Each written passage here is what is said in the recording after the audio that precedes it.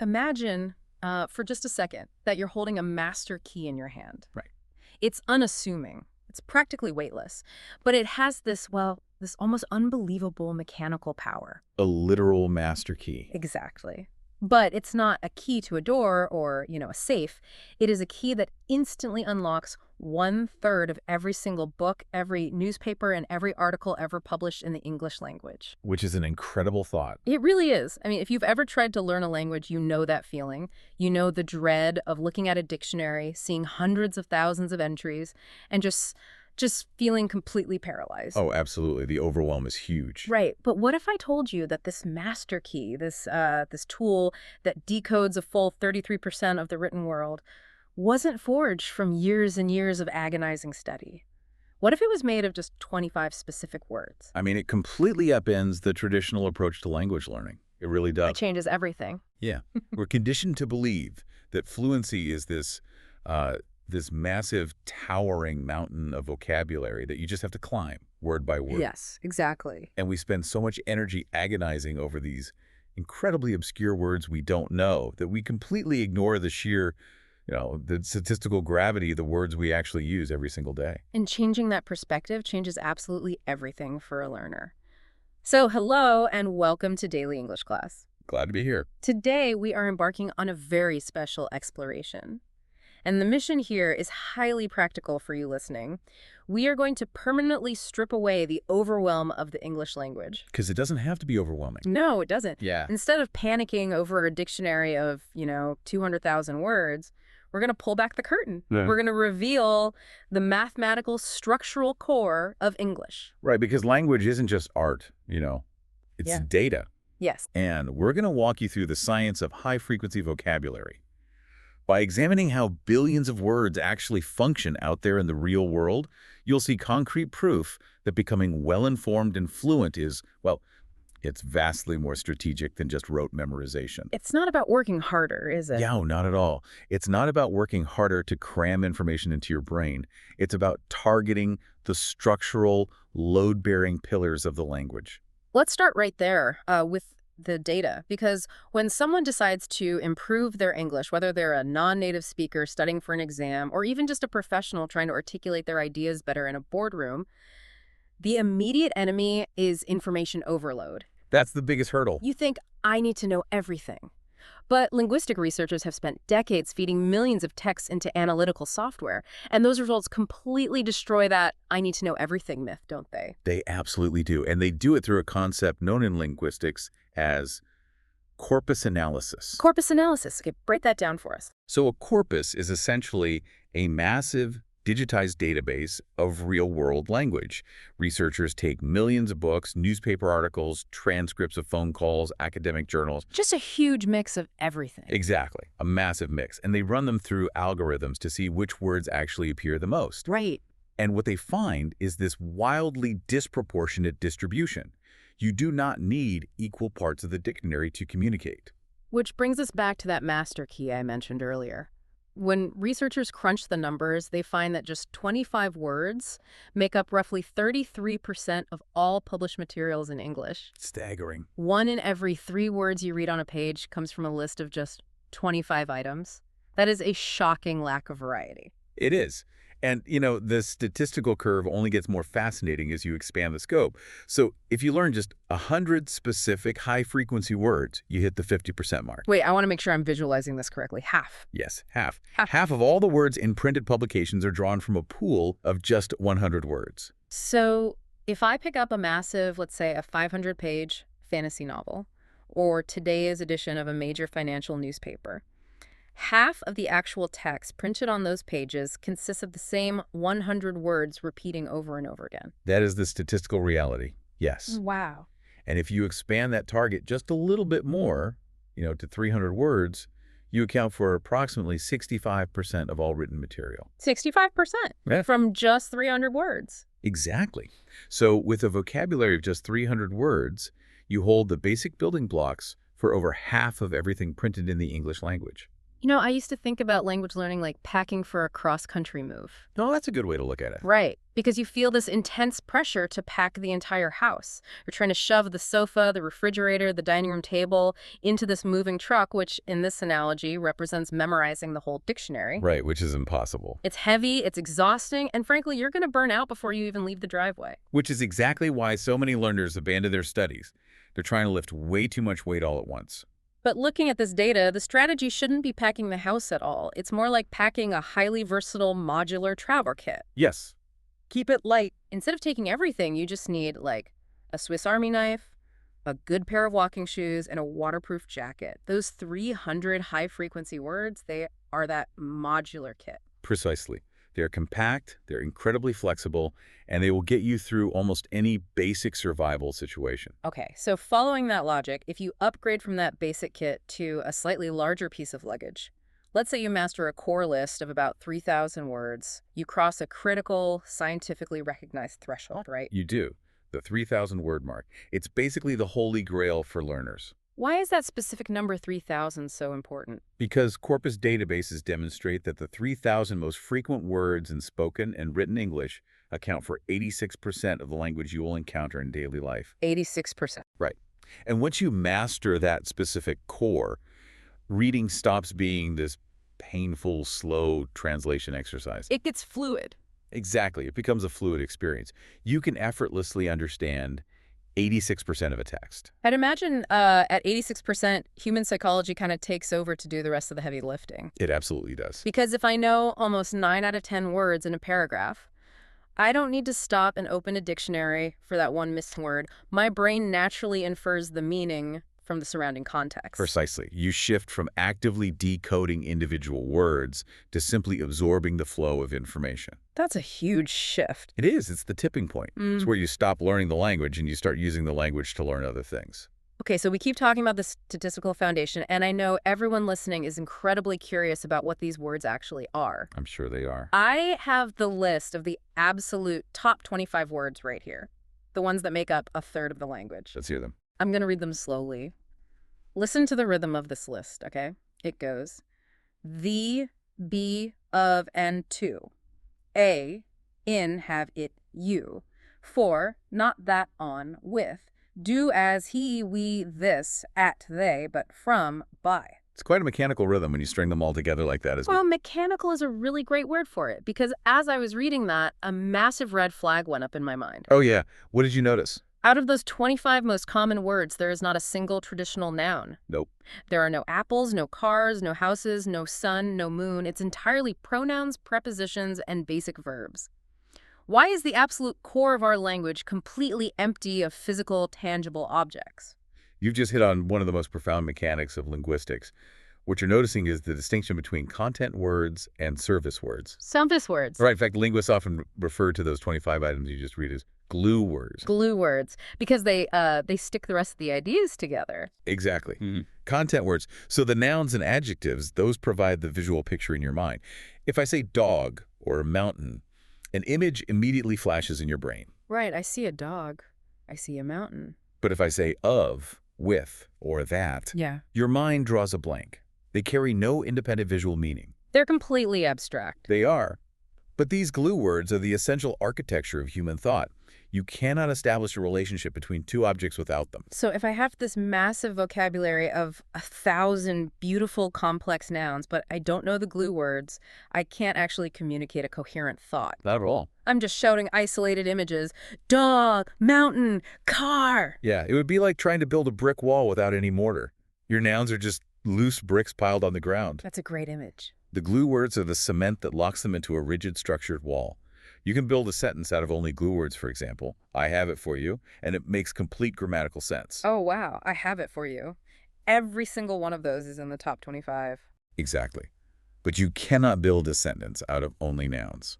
That is incredibly counterintuitive. We spend our entire lives touching, seeing, and interacting with physical objects, yet the most critical tools in our communication survival kit are completely invisible. It's fascinating, right? And within that invisible toolkit, we really have to look closely at the verbs on that list.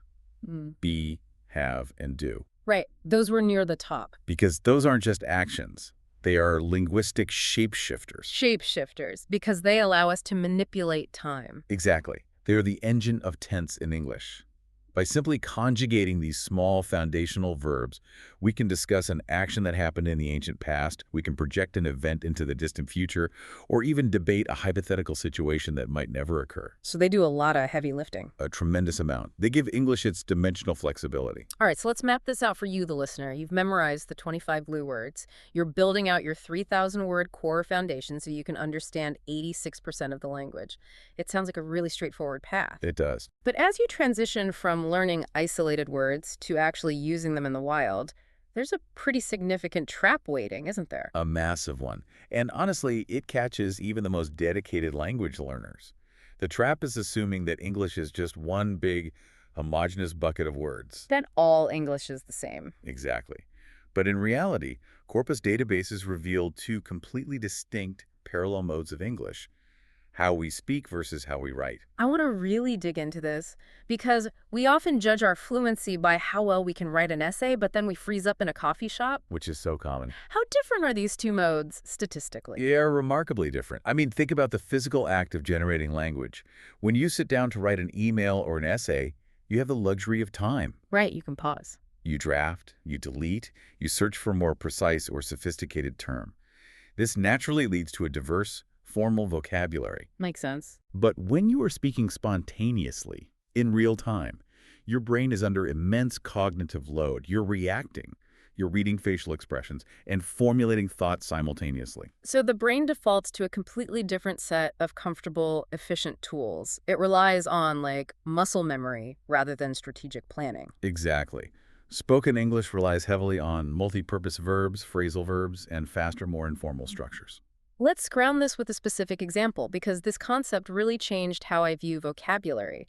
Let's say I'm planning a business trip and I need to secure a room at a hotel or maybe a table at a restaurant. Okay, a very standard, everyday scenario. Let's look at how the databases track the verbs used here. If I pick up the phone and call the hotel, I'm using spoken English. In those spoken language databases, the verb book, as in I need to book a room, is incredibly dominant, right? Highly dominant. The verb book ranks comfortably inside the top 2,000 words used in spoken English. It's fast, it's punchy, and it's universally understood in a casual or real-time dialogue. Okay, but what happens if I hang up the phone and decide to email the hotel instead? Now I'm switching from the spontaneous spoken mode to the strategic written mode. And this is exactly where the trap snaps shut on a lot of learners. According to corpus analysis of written texts, the verb book practically vanishes. Wait, really? It just disappears? It drops completely out of the top 3,000 most frequent words. It's not even in the top 3,000. That's wild. It is the exact same action securing a room, but the word we use to describe it changes entirely based on the medium. Because in the written mode, a synonym takes over. The verb reserve is securely entrenched in the top 3,000 words of written English. When people type, they naturally elevate their register to sound more formal and permanent. So if you're mapping out your own learning strategy, this distinction is everything. Fluency isn't just knowing the definition of a word. It's knowing the habitat of a word. Habitat. I like that. Yeah, like where does this word live? If I'm chatting with a colleague over coffee, saying let's book a meeting room, it sounds totally natural. But if I'm typing a formal proposal to a client, writing, we should book the conference hall, might suddenly look a bit too casual or rushed. I should be writing reserve. And that contextual awareness is what separates an intermediate speaker from a truly advanced, articulate communicator. If you always speak exactly the way you write, you'll sound like a rigid robot reciting a legal document. Right. I would like to reserve a beverage. Exactly. Yeah. And conversely, if you write professional emails exactly the way you chat with your friends, you risk sounding unpolished. Okay, this brings us to the final piece of the puzzle. We know the 3,000 core words get us to 86% comprehension. Right.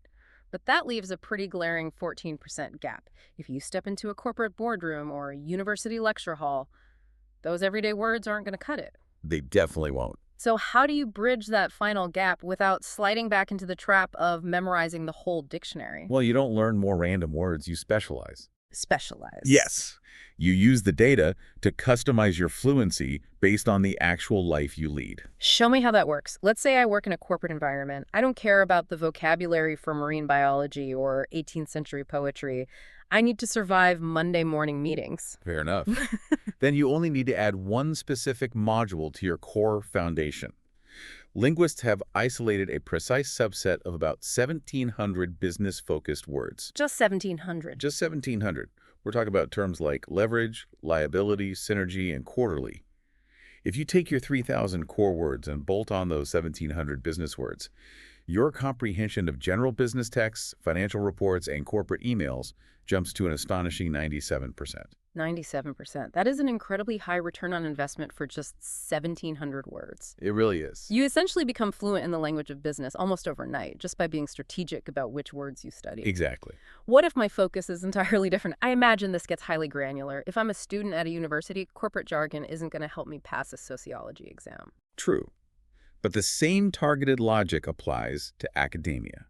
There is a heavily researched, highly validated list of just 960 academic words. Even fewer than the business list. Yes, and these aren't necessarily subject-specific words like photosynthesis, but rather the structural language of higher education words like analyze, establish, indicate, and significant. Right, the words that make you sound smart on a term paper. Exactly. Yeah. I mean, compare a sentence using everyday core words. The study shows things are getting worse. It's understood, but it's basic. Yeah. Now inject the academic module. The research indicates a declining trend.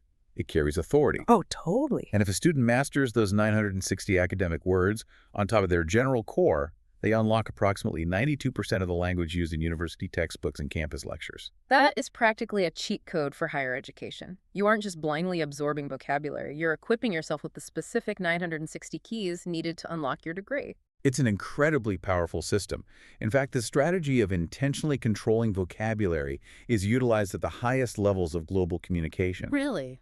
Like where? Well, certain major international news broadcasters employ a strictly regulated list of just 1,500 words to deliver their global updates. Wait, they report on complex geopolitics, global economic crises, and scientific breakthroughs using a pool of only 1,500 words. Yes, by design. They do this to ensure that a listener in Tokyo, a listener in Rio, and a listener in Berlin can all understand the broadcast perfectly. Wow. They strip away confusing cultural idioms, they avoid overly complex synonyms, and they rely entirely on robust foundational vocabulary. It proves definitively that you do not need big, obscure words to communicate massive, complex ideas. That perfectly encapsulates everything we've uncovered in our session today. Becoming a highly articulate, well-informed English speaker is a targeted, deliberate architecture. It is. You start by pouring the concrete foundation with those 25 invisible glue words. Then you construct the sturdy structural frame of the house with your 3,000 core frequency words. Right.